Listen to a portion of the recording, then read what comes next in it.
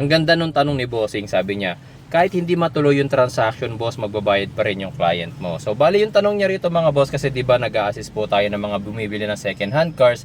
Chine-check natin yung condition, kung worth it bang bilihin, kung meron bang major issue like nabangga, nabaha, or tampered yung odo. Okay, so, ang tanong niya doon, kapag ba na-check ko na hindi okay or may malaking problema yung sasakyan, tapos hindi binili ng client ko, magbabayad pa rin ba siya sa akin? The answer mga bossing is yes. Why mga boss? Ang checking natin mga bossing is per car. Okay? So kung sa unang car, sablay ka, magbabayad ka sa akin. Tapos meron kayong nakita sa pang car, papacheck mo sa akin, magbabayad ka ulit doon. Bakit ganon? Bakit hindi pwedeng transferable yung service mo para sa unang sasakyan? Mga bossing, ganito po yan mga boss. Ang very simple lang po. Ang binabayaran nyo po sa amin mga bossing is yung service po namin. Hindi po kami parang ahente mga boss, na kapag hindi po kayo nagkabayaran or hindi nyo binabili yung sasakyan, wala kaming kikitain. Kami mga bossing, service po namin ang ginagawa namin. Ang mga ahente mga bossing, laway lang ang puhunan. Okay, laway lang. Pasensya na sa mga agent dyan, pero we admit it, gano'n naman talaga. Kasi naging agent din naman po ako dati. I will admit mga boss, nag-agent din po ako ng sasakyan. And laway lang naman po ang puhunan natin dyan mga bossing. Okay, minsan, meron lang tayo makikitang seller, tapos, sir, ahente ko unit mo. Ngayon, makakahanap ka ng unit. Papupuntahin mo dun sa seller. Siya na bahalang makipagnegosasyon. Ganto, ganyan. Yun lang. Pero kami mga bossing na mekaniko mga boss, ang ginagawa po namin mga bossing, hindi ganon. We put our knowledge, we put our experiences, pati yung aming dignity dun sa work na ginagawa namin. Kasi mga bossing, halimbawa na lang ganito mga boss. Chinek namin ang isang sasakyan. Then, nag-okay kami. Sige sir, bilhin mo na to sa sasakyan na to. Then afterwards mga boss, syempre binayaran niya yung fee ko, kumita ngayon si seller. Sa transaction na yon mga bossing, ang kinita ni seller 6 digits, 100,000 mahigit. Kami mga boss, kung magkano lang yung fee namin, yun lang ang kinita namin. Alam na yan ng mga clients ko kung magkano lang yung fee ko. Ngayon, pag nagka-problema sila mga boss, kanino po sila unang lalapit? Halimbawa, after a day or two, tumirik, sir, tumirik yung sasakyan. Sino ang unang tatawagan? Tatanungin ko po kayo, sino ang unang tatawagan? Yung seller na kumita ng 100,000 o yung mekaniko na nag-check na kumita ng barya lang? Diba ang tinatawagan po nila yung mekaniko? Bakit? Sasabihin niyo na, sir, hindi mo to na-check, sir, hindi mo to nakita, sir, bakit ganito? Kabibili lang natin, chinek mo to, diba? Yun po yun. So meron kaming responsibility dun sa sasakyan, hindi kagaya ng ahente, ay ma'am, hindi ko po alam yan, itanong nyo na lang po sa seller. Hindi po namin kayo sasagutin ng ganun mga boss. Responsibility po namin na makakuha po kayo ng maayos na sasakyan. Okay?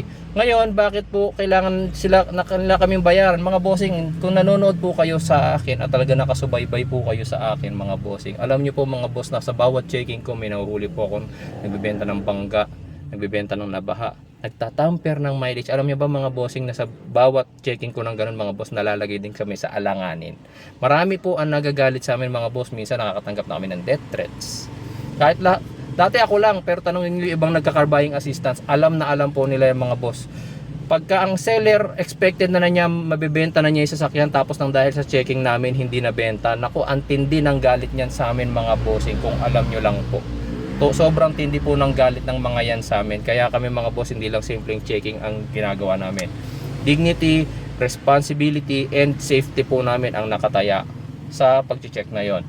Tapos mga bossing, alam nyo ba mga boss na kahit maliit lang po ang kinikita namin mga boss, ang loyalty namin nasa inyo. Hindi ko na po itatago sa inyo mga boss, pero kami mga boss is nakakatanggap din naman kami ng proposals. Anong proposal mga boss? Magkano lang yung fee namin sa inyo mga boss? Napakaliit na halaga lang po niyan, baryang-barya. Alam nyo ba mga boss na minsan sa desperation or sa kagustuhan ng seller na mabenta niya yung sasakyan na binibenta niya, bubulong yan mga boss. Go mo na yan, 30k kaya sa akin. Go mo na yan, 50k ka sa akin. Ganun mga boss. Mas mahal yung unit na binibenta nila, mas malaki ang i-offer nila sa inyo. Pero hindi kami nagpapasilaw sa mga ganun mga boss. Napakaliit na halaga lang ng ibinabayad nyo sa amin, babaratin nyo pa po ba kami? Hindi mga boss, responsibility, dignity, and safety po namin na nakataya dyan. Tsaka alam nyo ba mga boss na once na ma-check namin na sablay or palpak ang isang sasakyan, malaking gastos kayo na save doon. Halimbawa na lang kagaya ng isang client ko dati. Meron ako na-check na ang sasakyan na gusto niyang bilhin bangga. Alam niyo ba mga bossing na kapag bangga ang isang sasakyan, usually marami ang nako-compromise, depende kung gaano kalaki yung damage at kung gaano kalakas yung naging bangga. Kapag na-compromise mga bossing ang pinaka frame or chassis ng sasakyan, yan mga boss ang nagsisilbing backbone ng ating mga sasakyan. Sa tao, yung backbone, yung pampatibay. Pag nasira yan, lang tanggulay ka na. Sa sasakyan naman mga boss, pag na-compromise ang frame, alam yan kahit ng mga manufacturer at ng malulupit natin ng mga mekaniko. Pag na-compromise ang chassis mga boss, malaki at malaki ang tsansa na magkaroon na ng future problem yung sasakyan. Okay? Pag nabaha, meron ako na-check dati mga bossing, actually ang nakakalungkot ko, napanood nyo yung video na yun na nabili na nila, tapos magpapaprogram lang sila sa akin ng susi, tapos na-discover ko na baha yung sasakyan. Hindi ko rin pinrogram mga boss kasi ayoko malast touch doon sa sasakyan nila. Pero ang nakita ko mga boss, unti-unti nang bumibigay yung mga modules nila, nasisira na yung kanilang mga modules, yung mga sensors, kasi nabaha. Okay, kapag nabaha ang isang sasakyan mga boss, ticking time bomb na yan kasi kung nalinisan man yan mga bossing, yes, oo, natanggal yung dumi, natanggal yung amoy, yung baho. Pero dahil nga nababad yan sa tubig baha, contaminated ang baha natin mga boss ng kung ano-anong dumi. Pollution, ihi ng daga, ihi ng hayop, dumi ng kung ano-ano mga boss. Baha nga eh, so basura, okay, katas, lahat ng kung anong ma-imagine nyo nandun sa tubig baha na yon.